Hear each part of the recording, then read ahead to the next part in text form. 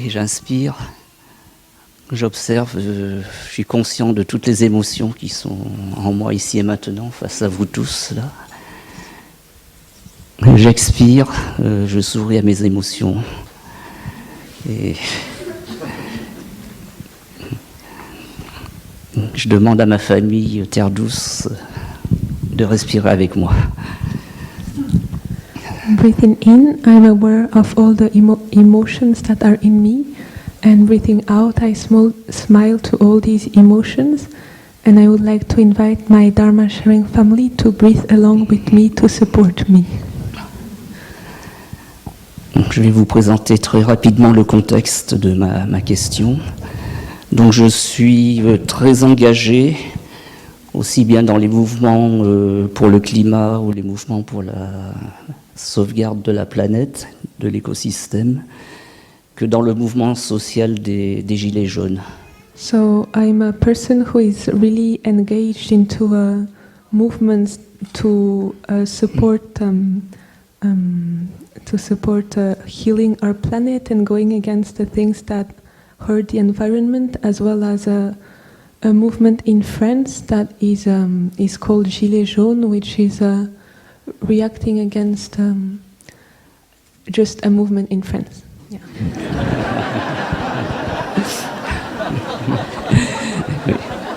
Oui, c'est un mouvement pour plus de justice sociale, en gros. Hein. Donc je suis aussi... It's a movement that is for social justice. Je suis aussi un colibri qui veut essayer de faire sa part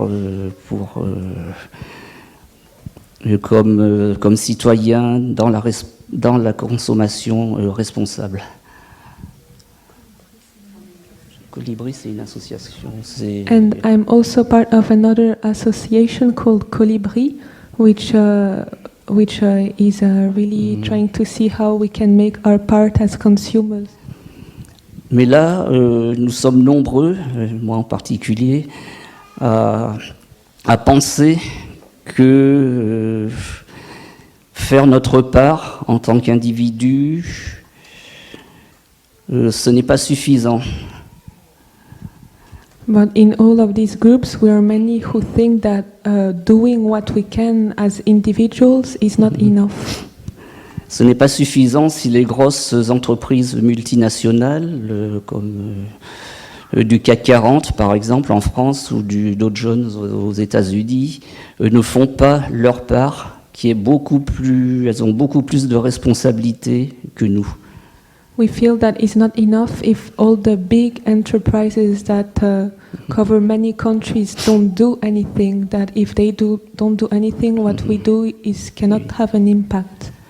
Donc hier, notre frère Phap Hong donc, a présenté dans son enseignement sa calligraphie. Les hommes d'affaires compassionnés peuvent sauver le monde. So yesterday in his Dharma talk, Phap Hong offered us the calligraphy that compassionate businessmen will heal the world. Oui. Bon, je sais que les graines de compassion, elles sont présentes en n'importe qui d'entre nous, et donc dans ces hommes d'affaires, des grandes multinationales. So I'm aware that the seeds of compassion are present in every one of us, including in all of these businessmen that run all of these enterprises. Et donc j'ai été amené à réfléchir là-dessus, et je pense que ces graines de compassion sont bloquées par le système dans lequel ils sont et dont ils ne peuvent pas s'en sortir tellement ces graines sont enfouies par tout ce qu'ils ont à faire. Voilà, c'est un blocage. So I reflected a lot about businessmen and the seeds of compassion, and I came to the understanding that they were in a system that is going in a direction so strongly that all of the seeds of compassion within the businessmen, they are blocked by this system and they cannot manifest. Alors la question que j'ai à poser, C'est est-ce que ce que je viens de dire, de penser, c'est une perception erronée ou s'il y a quelque chose de la vue juste là-dedans? So my question is about this understanding about the seeds of compassion and the businessman and the system. Do you feel that there is some insight in it, or do you feel that it's a wrong perception, or is there some right view? Oui, et j'ai une question annexe, plus particulièrement aux frères, et aux sœurs et aux amis qui sont allés voir ces grandes entreprises aux États-Unis comme Google, Facebook, Amazon, ce qu'on appelle ici les GAFA, et savoir avoir leur ressenti, leur vision profonde sur ma question. And I would especially like to have the feedback of the brothers and sisters and friends who actually have gone to offer the practice to the big enterprises in the US like Google or Amazon, etc. Facebook. Thank you. Who's been to Google?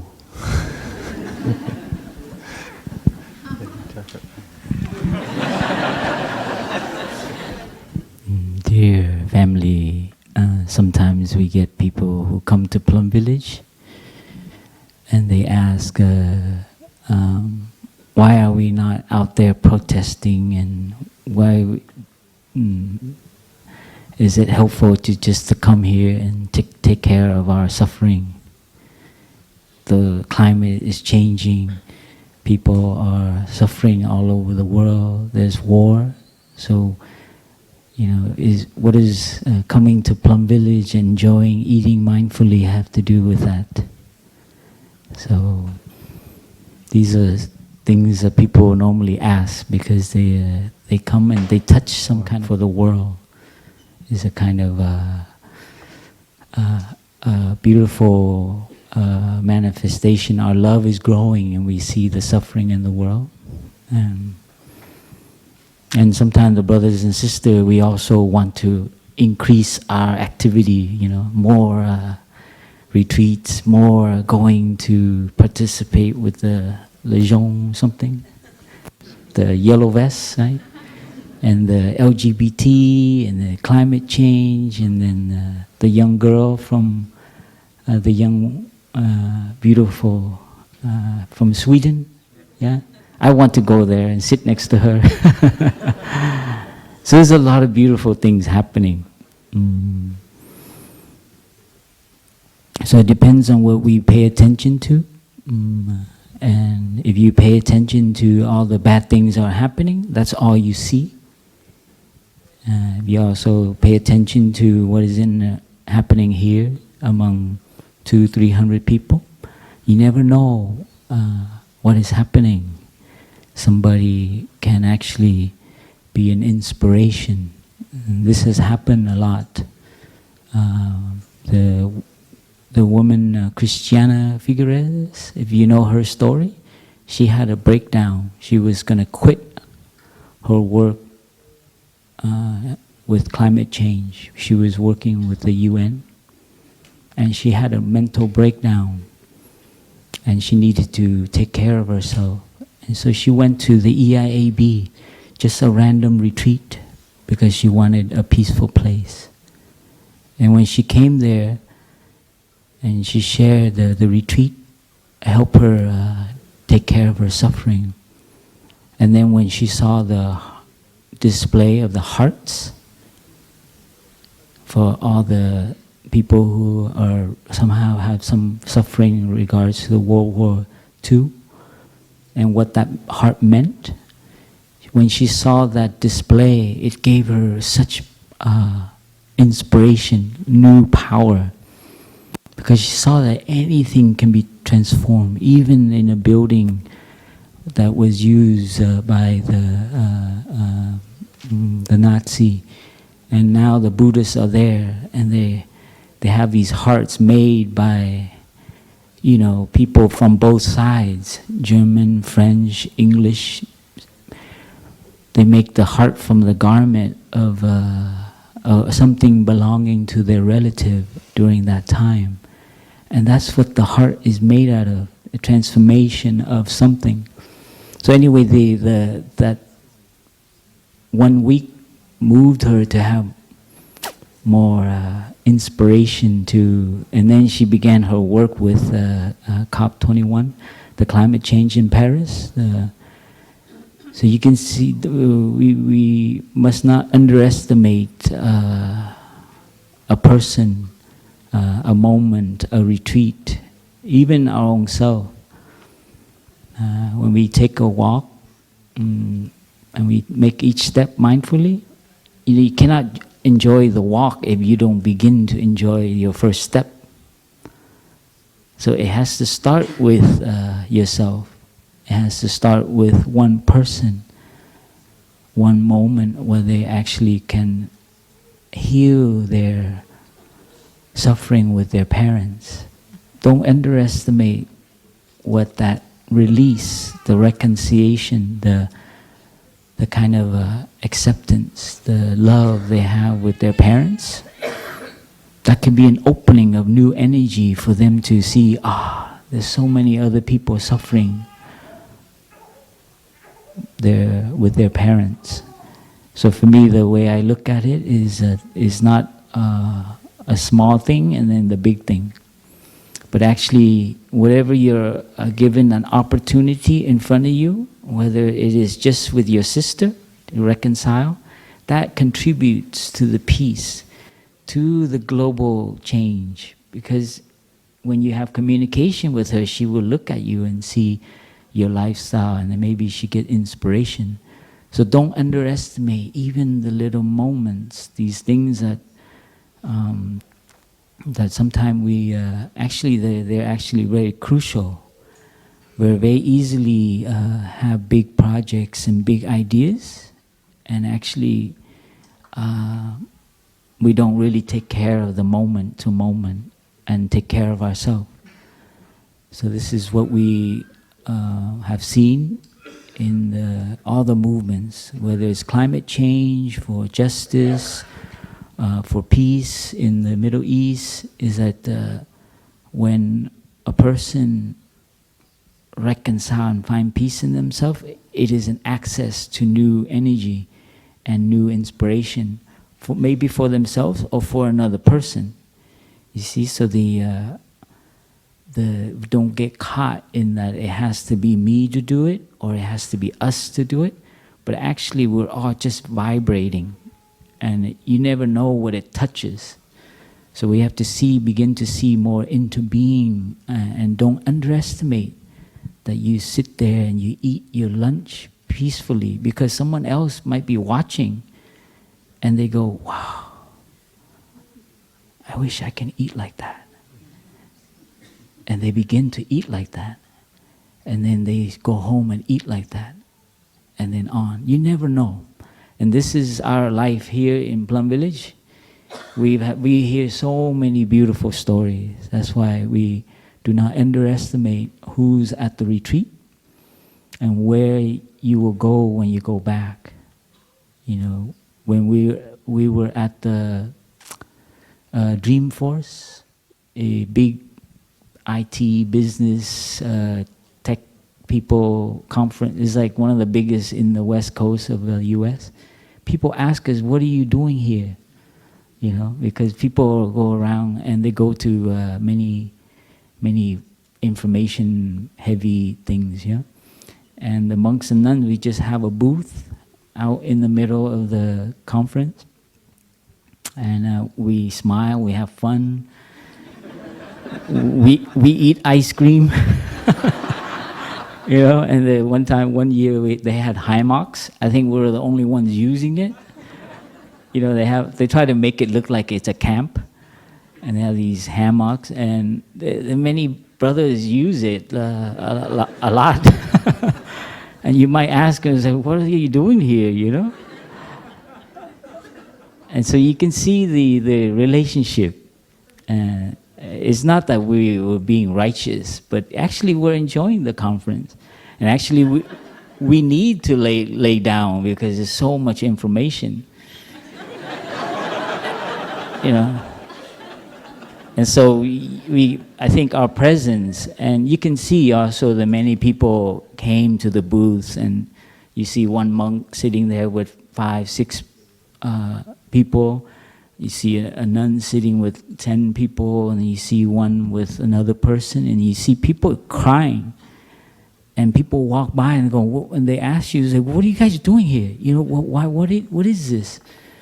And so more and more they're beginning to know that, Mark Benioff, the CEO, finds it very important for business people to actually find healing along their business work, because sometimes the work is a kind of to accommodate for a kind of lack, a suffering that we have inside. And this is his insight and why he wants us, because he had that experience himself. When he listened to Thai, he realized that he was forgetting about his family, his wife, that he was overachieving. And so that gave him, when he transformed and his family, reconciling with his family and is happier, he wanted to have that for all his friends. So this, you can see from just a little transformation, it become like a compassion and wanting the same for other people. So he keeps insisting that we need to come, and come with a lot of monks and nuns, because there's a lot of business people. So I just share with you that for us, the monks and nuns, sometimes we do kind of like very social things and very, engaging things. But sometimes we're just enjoying our tea, being lazy, and I think that also contributes. So don't think that you have to do important things, because it's a shame, your life is to enjoy as well. So it's not just to, fix the climate and stuff, but actually to heal yourself, to enjoy life is also part of the climate change. Why the environment, why society, why pollution is happening. Because the source of it is that people don't know how to enjoy life. So they consume, they run after things, and so this is, so the monks and nuns, we do an interesting thing, but we also know how to be lazy, and drink tea, and we waste our time doing nothing. And so we hope whoever is doing engagement work, don't let that overtake your life. There's other things. Enjoy your child, enjoy your sister, enjoy the tree, enjoy a flower. So sometimes we get too caught up in the engagement work and we forget why we're doing all that. Actually, it's to enjoy life. You don't have so much left for 30, 40, maybe years. And it's a shame if you're just always engaging and trying to. But I do have to put a disclaimer and say that we do need people to wake up and help us with all that. There is but don't let that overwhelm us.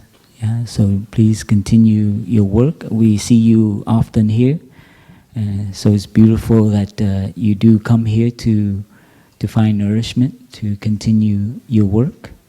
I never found your name, but I know I see you in many retreats.